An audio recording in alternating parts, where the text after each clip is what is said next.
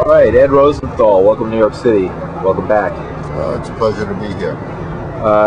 Tell us here on Let Them Talk a little bit about your adventures over the last few years. I know you were indicted and you were then convicted and then you were reversed on appeal, and this has to do with medical marijuana. Tell us a little bit about your case and what you're facing right now.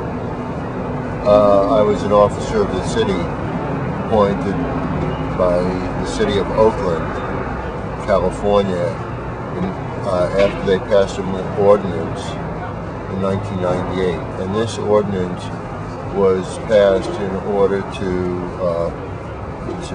start enforcing Prop 215, which said that medical patients with a doctor's recommendation could grow, use, and transfer marijuana. So in 1998, I was appointed an officer of the city. And then in 2000, told that as an officer of the city, I was exempt from prosecution by the federal government. In 2002, I was arrested and charged with cultivation. And at the trial, the judge would not let me say anything about that I was an officer of the city, that I was told that it was legal, that what I was doing was giving plants to patients so that I could grow my own. It wouldn't let any of this come in. And the jury convicted me, and they went home, they read the whole story, and they started calling the newspapers complaining about it. And 4 days later, the majority of the jury repudiated the sentence. Then 6 months later, I was given a one-day sentence, time served. And then I appealed the conviction because I had been convicted on three felonies. And the appeals court said that because one of the jurors had felt intimidated, that the case should be retried. Then that happened earlier this year,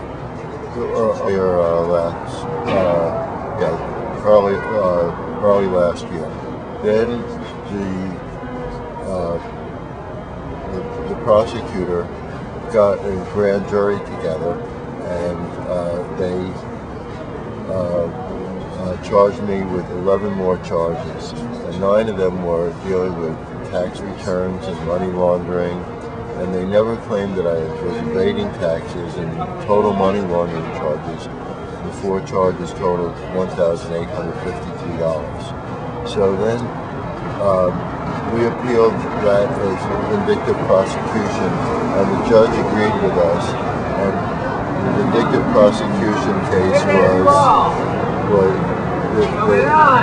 it held. So that left 5 charges, and next week, May 14th, I'm supposed to go to trial on those charges and start selecting a jury.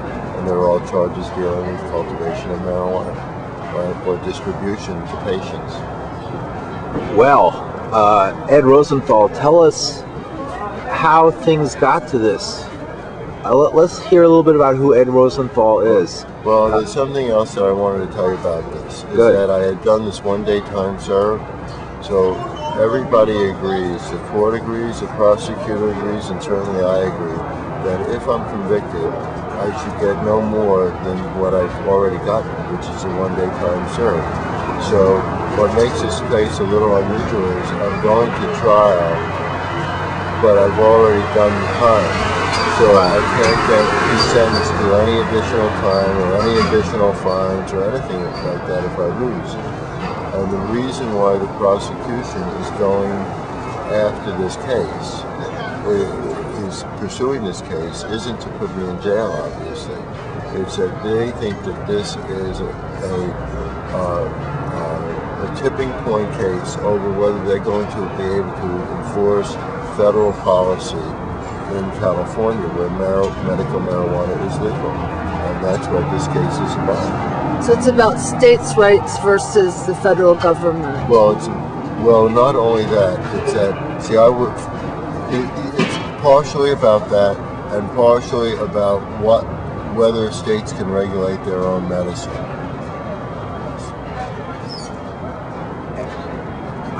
let's get back to my original question. How did we get to this point? How did you become a person of interest to the government because of your advocacy of the cultivation of medical marijuana? Well, anti-marijuana people had seen my name on various fronts. They'd seen it on different books about marijuana and marijuana cultivation. Well, you're the famous Ask Ed, right? Yeah, and then they'd seen, they might have seen my virulent speeches at different rallies, many of which were recorded, and some are used to this day by anti-marijuana advocates. So you've been out there at the forefront. And you've written books about marijuana. Yes. All right.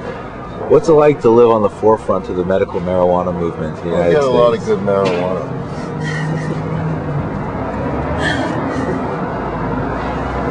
Have you found it lucrative? Have you done well in this business, like in the traditional American sense? I realized that I made a major mistake early on because, you know, I'm a marijuana writer and I get a lot of good marijuana. I think maybe I should have been a porn writer. I still would have gotten a lot of good marijuana, you know? So, basically, the government probably wouldn't be on my back, you know. I'd be on somebody else's. So where do we go from here? I mean, what do you think is this, now that there's going to be probably some kind of change in the administration in a couple of years, and there's been a change in Congress, do you think that the feds are going to keep going after you like this? Well, I'm dropping out of this and I'm starting to write just porn, so it's, right, I know it's it's easier a little late, but right. Well, you still write books. Experience. You still write books, and you've written books. Your books are classics, really. What are they classics about? They're classics about growing marijuana, right? Well, I have all sorts of books. I have had seminal books in a number of fields. Tell us a little bit about one on medical marijuana, marijuana in the law. A book about not getting busted. A book about why it should be legal. And what this book does is analyzes... This is your book here, right? The effects of the laws from 8 different vantage points and shows how harmful the laws themselves are. Then I have a book about 3 different books in a series about different varieties of marijuana. The newest one just came out called Big Book of Buds 3. Actually, it will be in the stores here within the next month or so. And I do all sorts of books about marijuana. Right now I'm doing a book about pests and pest control. Pardon? Pest control, plant diseases. Now, do you have a general interest in botany and plants, or is your interest particular to marijuana? Oh, I've always had an interest in botany, plants, And did this start in your childhood or in college studies, or how did you come to that? Well, from a very early age, other kids would be into sports and stuff, and I was really more into plants. Did you save seeds, or? Yeah, I collected seeds. And so I actually sold them to this fellow who worked for the Bureau of Narcotics and Dangerous Drugs as a special agent. And I guess, I don't know what he was chasing, but he did purchase a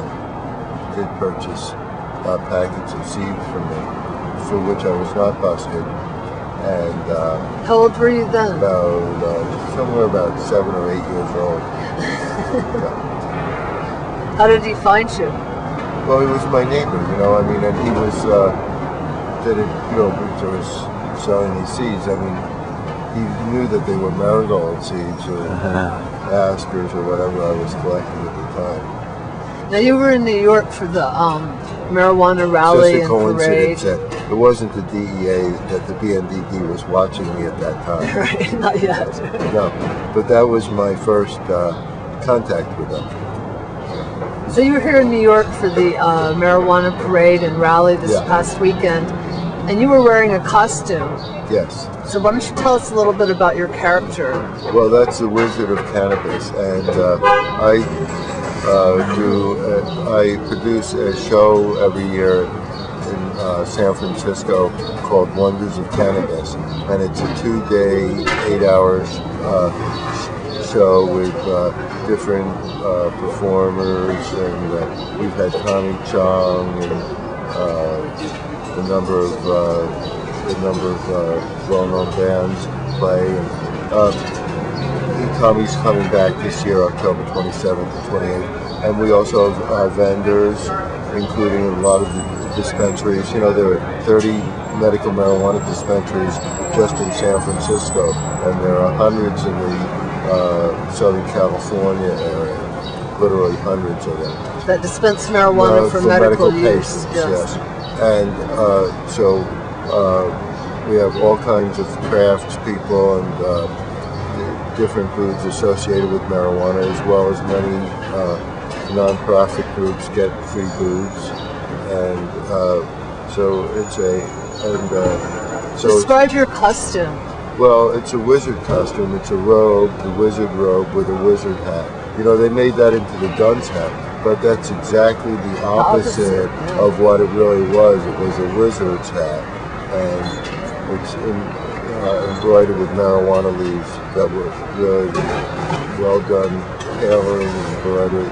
It's made with Varanasi silk, or blue and green Varanasi silk. It's really beautiful. Yeah. Now, you mentioned Tommy Chong. Yes. Have you read his new book? Yeah, the I Chong. Yeah. Yes. What did you think about that? Give us a brief review from your perspective. Well, I thought it was a very well done book, and it was really gave a background to where he is coming from, and I thought that it was very good. It was heartfelt, and you know, he appeared. I've had fundraising parties because my defense is going to cost, by the time it's done, it will cost $300,000 or so. And so we've had fundraising parties, and he's come to some of the been a host of one of the fundraising. So he got a pretty stiff sentence. He did a long time, 9 months. A lot more than I'm ever going to do. Right, and basically nothing he did had anything to do with, you know, actual marijuana, cultivating it or possessing it or anything else. Well, he was in a difficult position because, you know, I was indicted in San Francisco Bay Area. That's my home turf, and I had a whole support group there. And he was indicted in Pennsylvania, so he would have had to face those charges in Pennsylvania. And then he was indicted. His family was involved in his business, and they said, if you don't take this fall, your whole family's going to come into it. So he made the choice, but I didn't have that situation. Right. And again, as I said, he had nothing to do with actually cultivating or possessing marijuana at all. It was just totally the paraphernalia laws alone. That's right. And he was indicted in this area of Pennsylvania that was actually a prosecution mill for that type of case. So he was in a difficult position there. Right. Your position is a little different. It seems like both sides know you're you're being singled out in a sense because you're a spokesperson. Well, it's a political case, but you know, I have very little downside to this. Yeah. So. But how about the movement? What's at risk as far as medical marijuana, which you said is widespread and popular? The marijuana movement realizes how much is at risk, and they understand it, and they understand how important it is.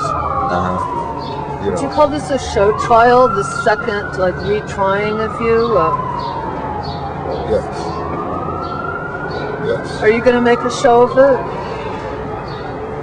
You know, they say that the first time the drama is played, it's played as tragedy, and the second time it's played as farce. Well, this trial is a farce. It's prosecution of a person they know isn't guilty. They're not letting the jury hear all the evidence, and there's no time or punishment involved. You know, it's crime and no punishment, and it's insanity.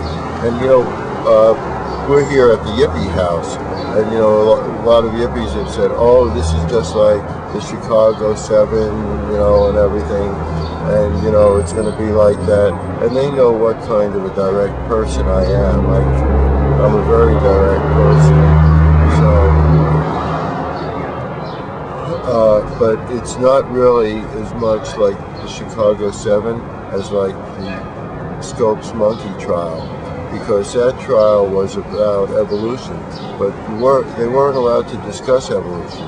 The trial was really, you know, if you look at the way it was narrowed so that the real discussion was, did you teach evolution on such and such a day?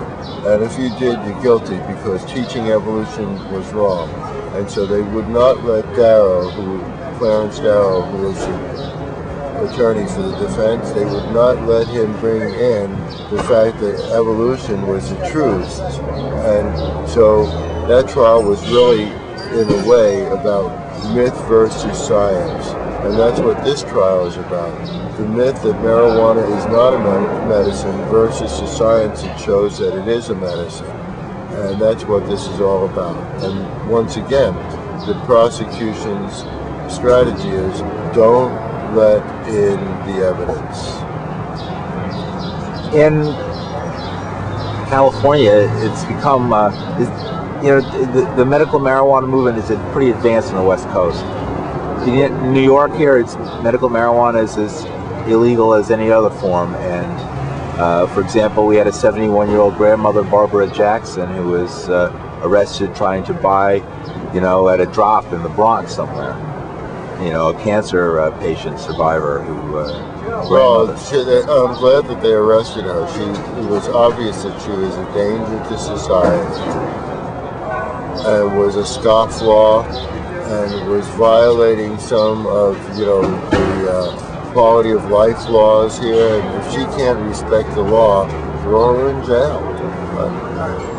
Did you have a chance to meet her this weekend? No, I didn't. I didn't know that she was. I knew that she was coming, but nobody actually introduced me to her. We'll rectify that. But anyway, yeah, you know, I understand why they arrested her, and you know, look. It's a question.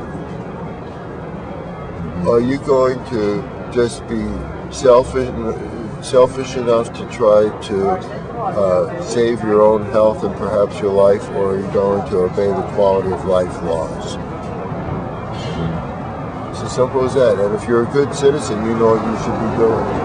They eventually dropped those charges against her by the next day. That really upsets me, and I am going to call the Attorney General's office and see if they can charge her federally, since the state's unwilling to take such a cogent case. Isn't that what's going on in California right now? Yes. Can you tell us a little bit about your legal team? How little? A little bit? Tony Serra's office. Who's Tony Serra for?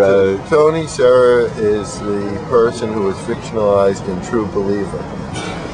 But actually that case, the Hootie Croy case, took place in California, and he's a California lawyer, and he doesn't, I've never seen him smoke cigars, but he does smoke big doobies all the time. And Tony, and Tony is a dissident lawyer. He's sort of like the Kunstler of the West Coast, and he defends all kinds of cases, and murder cases, as well as a lot of political cases. And so he has a whole group of independent lawyers who he sort of nurtured. And the two that I chose were Rob Amperin and Shirley Sherry Greenberger. And they're both excellent attorneys, and they're very aggressive, and they believe in this case. They see the absurdity of it. This is a very unusual case.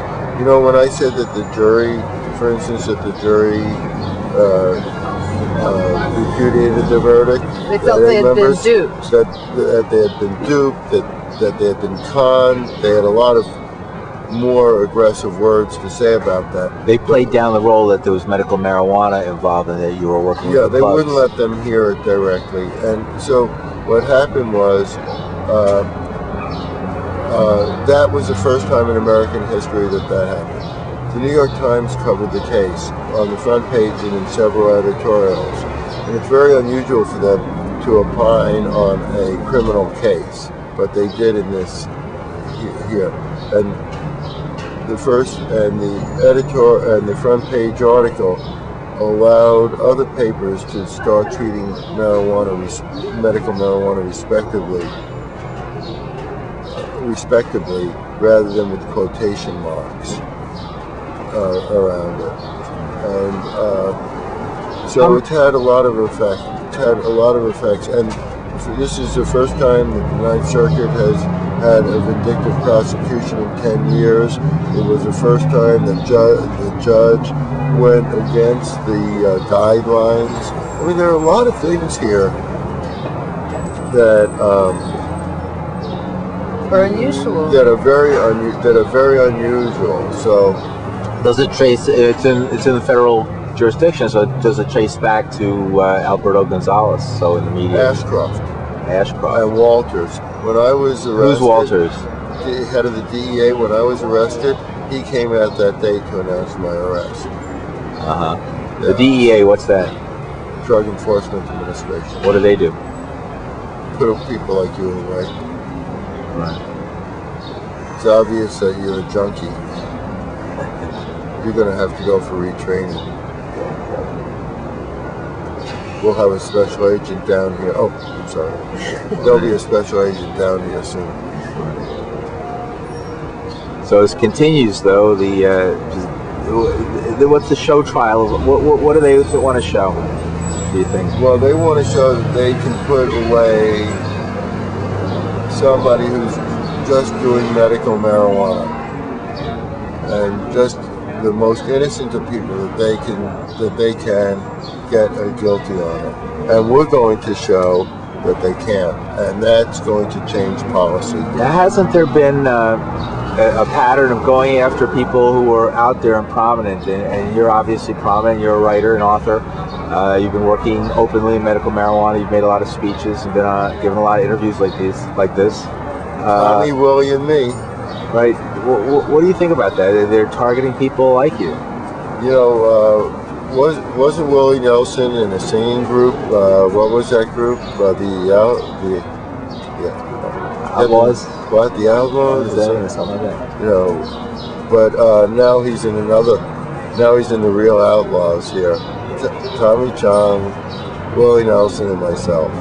Right, Bonnie and Clyde, right, of the 2000s. What do you think about the cases in Canada, like Mark Emery or Renee? Well, Renee Boget has been settled. That case has been settled. But in terms of the Mark Emery case, it's a very dangerous case, and I think that if Mark goes down, it will ultimately bring down this Canadian government. I don't think Mark is going to be leaving Canada. But if they do... What is the Mark Emery case? Mark Emery was a magazine publisher, and he had a seed company in Canada.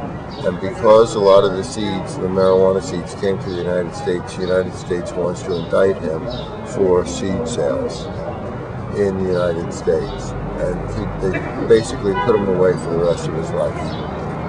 And it's basically legal. It's an extradition case in Canada. Seeds are basically legal in Canada. I don't know if they're legal, but they're certainly tolerated.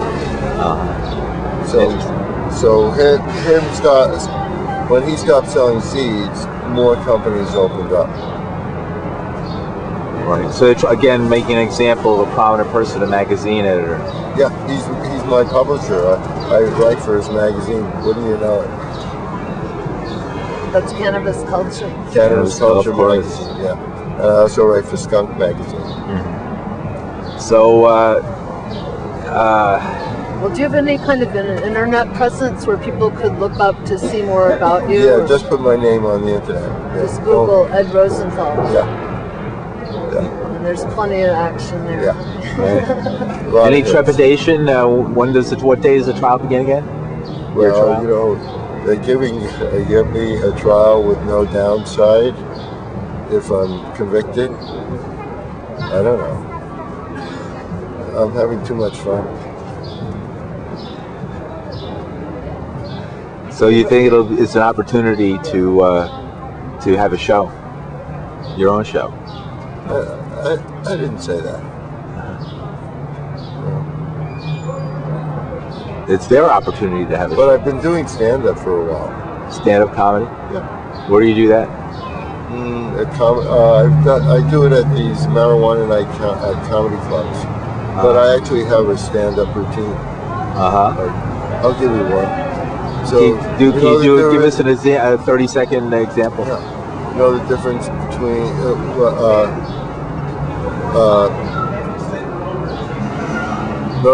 between an alcoholic and a pot user? What? Alcoholic sees a stop sign, goes right through it. The Yippie, the pothead waits for it to turn green.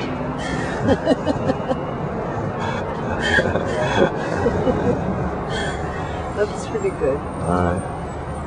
Okay, a couple of other jokes. Okay, well. Yeah, more. You know, I have a lot of material here. You know, I have so much material, it isn't even funny. So, you know, my mom always said to me, you know, listen, Ed, you look around on any bus, you know, there's always one weirdo on a bus. So, you know, I was just on the bus coming down here, you know, looking around. I didn't see any weirdos.